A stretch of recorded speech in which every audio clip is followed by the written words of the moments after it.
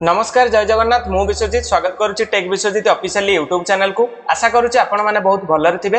आजिर वीडियोटी मु कहा पर बनाउची ना ऑनलाइन माध्यम रे किपरि भाबरे आपण माने सुभद्रा योजनार स्टेटस टी चेक करिवे सेही ऊपर एक गुरुत्वपूर्ण वीडियो होबा पई जाउची। सबु सीएससी बीएलई एवं मो सेवा केंद्र रो बीएलई माने जो माने अछंती एई वीडियोटी को देखंतु जहा द्वारा कि लोक मानकु सहायता करिवे स्टेटस चेक करिवे किपरि भाबरे लोक मानकर टंका आसीची कि नै किपरि भाबरे चेक हबो एवं जदी आसीनी काहे कि आसीनी केउ कारणरू कटिची मध्य एई वीडियो रे वर्तमान पई मु आपनको लाइव प्रूफ देखेबी। सर्वप्रथम आपनको सुभद्रा योजनार ऑफिशियल पोर्टल को आसिया पई पड़िबो जोटा कि होची subhadra.odisha.gov.in।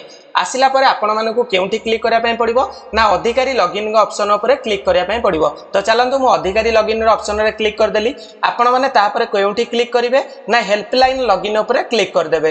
हेल्पलाइन लॉगिन ऊपर मु वर्तमान पई क्लिक कर नउची। या पर आपनको एई भली इंटरफेस देखै दबो देखि नियंतु। प्रथम बॉक्स रे आपनको मागी दउची ईमेल आईडी। ए ईमेल आईडी टी कहार देबे आपण माने ना सीएससी आईडी किमा मो सेवा केंद्र आईडी नेला बेले जेउ ईमेल आईडी देकी कि आपनकर आईडी टी को रजिस्टर करथिबे माने आपनकर ऑफिशियली ईमेल आईडी टी को दबा पई पड़िबो। सबु सीएससी बीएलई एवं मो सेवा केंद्र रो बीएलई ध्यान देकी वीडियो टी को देखंतु। आपण माने आपनकर रजिस्टर्ड ईमेल आईडी टी दबा पई पड़िबो जेउ ईमेल आईडी रे आपण मानकर सीएससी आईडी रजिस्टर्ड अछि एवं पासवर्ड टी रे केउ पासवर्ड टी देबे आपण माने एटा होची मुख्य जिंस। सुभद्रा योजना रे लॉगिन करूचंती जो पासवर्ड सेही पासवर्ड टी एठी दबा पई पड़िबो। तो चलंतु मु मोर आईडी देकी एबे वर्तमान पई लॉगिन टी करूची।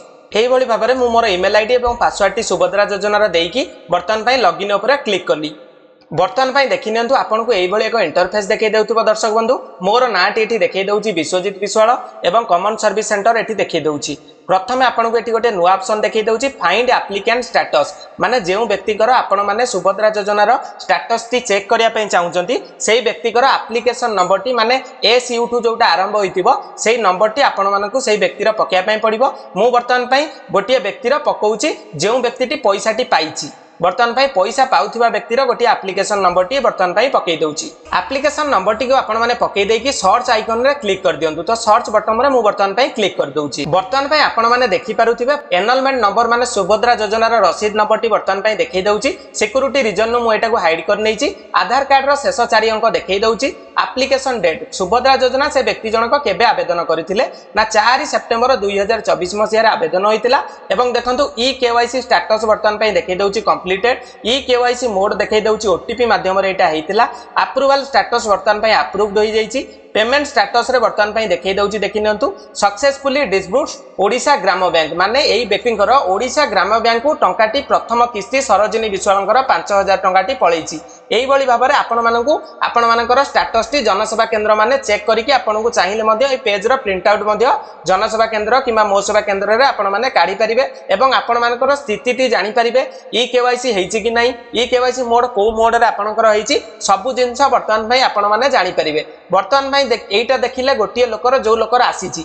दर्शक बंधु आपण वर्तमान पई देखि पारुथिबे आजिर डेट रे मु जनकर आवेदन करिछि 26/9/2024 रे। केवाईसी स्टेटस वर्तमान पई कंप्लीटेड अछि। ई केवाईसी मोड वर्तमान पई अछि फेशियल। अप्रूवल स्टेटस टी वर्तमान पई अंडर प्रोसेस देखौछि। पेमेंट स्टेटस वर्तमान पई किछि देखौनी जेहेतु आजि पडिछि। ये वर्तमान अंडर प्रोसेस माने विचाराधीन अवस्था रे अछि। वर्तमान पई ए लोक जदि उपयुक्त होइतिबो एलिजिबिलिटी आर जदि ठीक ठाक थिबो वर्तमान पई सरकार एयाकु अप्रूव कर देबे एवं प्रथम किस्ती टी को छाडी देबे।